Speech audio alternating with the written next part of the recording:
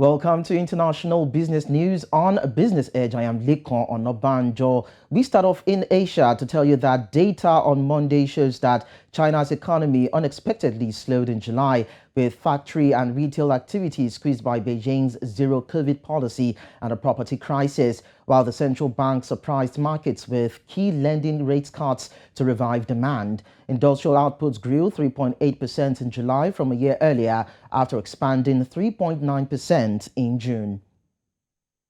The world's third largest economy recovered to its pre-pandemic size in the second quarter as consumer spending picked up following the end of coronavirus curbs on businesses. Japan's gross domestic product grew at an annualized pace of 2.2% in the second quarter of this year, coming in below the median estimate of 2.6%. Cabinet Office data show that this lifted the size of the economy to 542.1 trillion yen. That's about $4.1 trillion above what it was at the end of the year 2019. First quarter GDP was revised to an expansion from a prior contraction. Britain's main opposition, Labour Party, will call for the energy price cap to be frozen this autumn to help the public deal with another expected surge in energy bills during the worst cost of living crisis in decades. The Labour leader, Keir Starmer, is expected to set out details of the plans on Monday and call for a block on the expected price cap rising above £3,000 a year in October from £1,971 currently. And finally, worldwide shipping woes that have sent prices of food, clothes and goods soaring are set to continue for years, putting further pressure on cash-strapped households and businesses.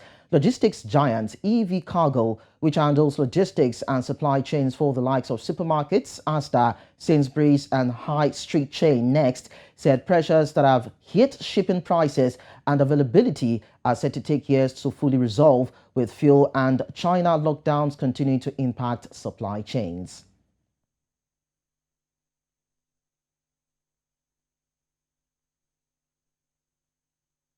And that's it on International Business News. And in our next conversation, mediation and some possible compromises seems to be working to ease the standoff between South Africa and the EU. So we will get into that, but that's going to be after this break.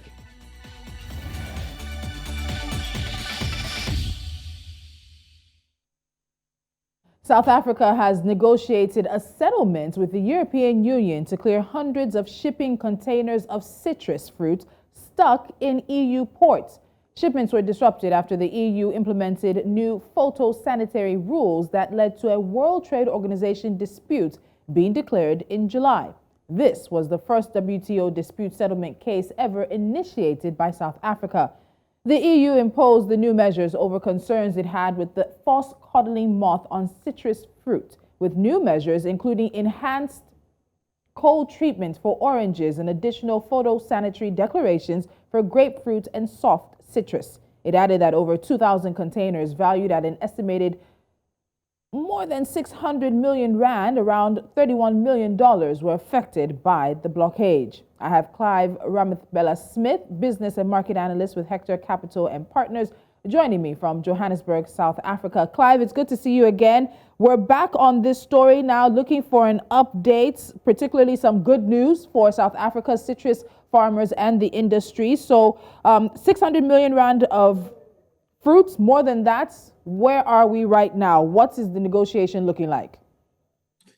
Thanks very much for having me. I mean, we've been discussing this, and I actually took it on myself to take a prediction and said that I don't see how these fruits will be allowed into the EU. Well, it's no surprise the fruits are still not allowed in the EU. There is negotiations, as you've just mentioned, that is going on, that these fruits, some of them will be kept in refrigerators within the EU space where they're going to be delivered at those ports. However, what we haven't heard is what is the way forward. The temporary suggestion seems to say that they'll keep the current stock, which has been delivered at some storage park, but it's not going to be all of them. There'll be specific ones that will be kept in those refrigerators. The question is, what happens to the balance? And I still stand by my word to say that I don't see how those will be delivered to the rest of the EU if they're not accepted as they are. I'm talking about this batch of the 600 million rand that is already has arrived at the ports in some ports in the EU. So when we spoke last week, we talked about the kind of process, the steps that the disputes would need to take, and the ban kicked in when the produce was already on the high seas on the way to the EU. So how involved is the WTO in these negotiations? And with negotiations and a potential settlement, does that mean that the dispute case at the WTO is no longer on? Where are we in that regard? Are they one and the same, or are there two different things happening concurrently? Well, at the moment, what we know is the Minister of Agriculture, the Department of Finance in South Africa, which is the National Treasury, the Department of International Relations Minister as well. Those three bodies have combined together to try and resolve this issue, to try and find out what's going to be happening with the negotiations. And what we know is the EU and through the WTO has distanced itself to allow any other compromise. So what the WTO here is trying to do is become a mediator to try and say, listen, there's jobs that are on the line, there's industry that's on the line, there's currency on the line, there's business on the line, and there's also bilateral agreements on the line.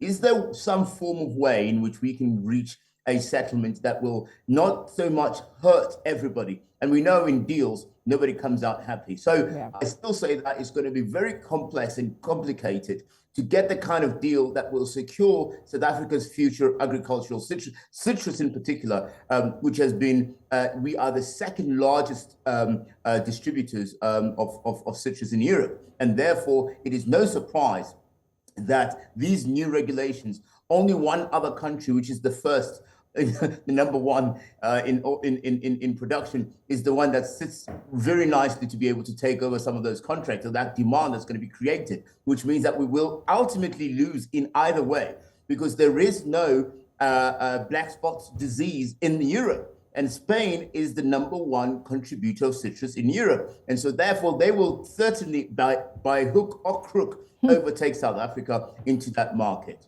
So you mentioned bilateral agreements, and I think it's a good place to bring up the fact that South Africa and the EU have signed a number of those, including a free trade agreement between them, basically canceling duties that should and could be charged on bringing in items and goods by both parties. But this situation where we saw the EU speedily pass this, and of course, as you said, Spain had been championing this particular regulations, and then this regulation was passed without notice. And again, I have to emphasize, produce was already on the high seas heading to the EU when this was passed. What do you think that does to the free trade agreements? What do you think it does to the relationship between South Africa and the EU diplomatically and bilaterally? Not only is it the first time that South Africa has launched a complaint or has launched an argument against with the WTO, but it's the first time that we see a staggering change of law that was transferred or implemented so quickly that it didn't allow the other party, which is what's supposed to happen. The minimum for that, by the way, and this is a statute, it's actually in those agreements, it must be 12 months if anything should change. The reason why this was sped up so quickly was because there was already concern 2-3 years ago, just before the COVID pandemic started, about the citrus produce in South Africa. It has never been a serious problem to such an extent that we have to now stop all citrus that comes from there because of this black spot disease. However, what is interesting, going back to the bilateral agreements, is that they have breached those stipulations in that particular bilateral agreement. And remember, bilateral agreements are there for two main reasons. And one of them is the fact that pricing is incorporated into those particular agreements. And therefore, we need to know the amounts. So that when you do an agreement, you should be having an expectation of how much cargo, how much fruit, how much citrus are you going to have. The question now is, with this being liberated now, it's gone. It's been exposed. The question is, will they take the same amount of volume? Because now there's an expectation that Spain is going to be closing up that gap. And my answer to that is, It's part of the strengthening of the EU. We've seen it after Britain left the EU a couple of years ago, that this has started to be a trend in the EU where they're trying to regulate themselves so they can produce amongst themselves to protect their own agricultural products, to protect their own industries, but forgetting that they do have these agreements that now they seem to have stumped on. So there was something you mentioned earlier I want to quickly take you up on before we start wrapping things up, and that was in terms of how much of the fruit right now, how much of the produce in question right now will actually make its way into the EU. So you mentioned that there are some that the EU says will go into some kind of sub-zero or some kind of refrigeration, but it's not all. We're talking about over 600 million rand worth of produce at this point in time. So what do we know about what amount of produce, what happens after? If this particular situation is cleared up with these shipments, what happens to the next shipments coming? Do we have any idea how things are going to develop along the line with this regulation still in place? It's not saying, the EU is not saying they're going to reverse it at all. They're just trying to negotiate the shipment that is already at their ports. Let's go back one step. So I have this on reliable source because I was talking to the citrus farmers of South Africa, and they were talking about the impact on their industry, on their income, and what that will have in the future. In the future, when they do have to produce more. The reason why this law was done so quickly, or this regulation was done so quickly, was because they had not done any other warnings prior to that. Their argument from the EU's perspective is that they have warned South Africa a couple of times, but the citrus farmers say that they've never had a warning that they must stop produce. The warning that they had was to make sure that, remember, they had been stopped before from producing for the EU. The critical aspect of this particular conundrum is that those 600 million rand worth of stock have left. Much of it is actually already landed. The negotiations between the South African government, the Department of Agriculture, the likes of the DTIC, is to discuss the fact that there must be some concessions and the EU must take a portion of that so as not to have an impact on the industry itself. That's one. The second part is, when these are taken into particular refrigeration, the advanced cold system that the EU now is requiring, they will not be combined or mixed with the others from Spain or any other EU countries, because they are reckoned to be much more inferior of quality to those that they have there. That is what I'm told from the South African citrus farmers, and that's what their argument is. Their argument is, yes, very well, there's going to be a deal negotiated now and everybody will be happy. What happens with the next pile? Exactly. What happens with the next delivery? And that's a concern. All right, finally, Clive, before I let you go, do you think there are lessons here for African countries? This is, as you said, the second largest citrus industry in the world. If you go to Kenya and you look at flour, before we know it, there could be a ban on some kind of animal or insect that's found in flour or that's found in tea. And so you have African countries very much being at a losing point, at a disadvantage point when it comes to this kind of produce that's very understandably, the EU doesn't want to bring in anything that can spread and decimate local insect or animal populations or even affect their own produce. But what are the lessons you think African countries need to be looking at when it comes to this situation involving South Africa and the EU? Very quickly. One, we need to trade with one another as much as possible and stop relying on foreign or outside of Africa. Two, we need to make sure that we have high quality production structures. And so we have to invest in our infrastructure, particularly in the agricultural side, because we have to fight food security. This is the only continent that can produce consistently as well. But we know with the technology advancing like hydroponics that we see the EU introducing to their industry, it's making things more and more difficult. We are still the traditional organic people. We must not be shy of saying that we've got the best produce on this continent. And we must just be better prepared and more competitive so that we can trade better with one another and create our own industries that therefore we can export much more aggressively. Clive, it's always a pleasure. I know this situation is not over yet, so we look forward to talking to you as things actually progress and we see more clarity in this. Thank you so much. It's a pleasure.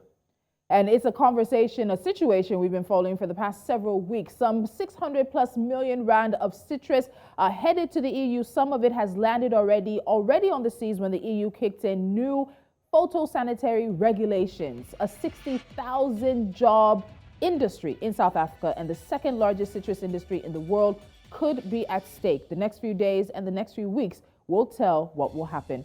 You're watching Business Edge. Now, up next is Money Monday, and we have some tips for first-time investors who are looking to get their feet wet in the markets. Stay with us.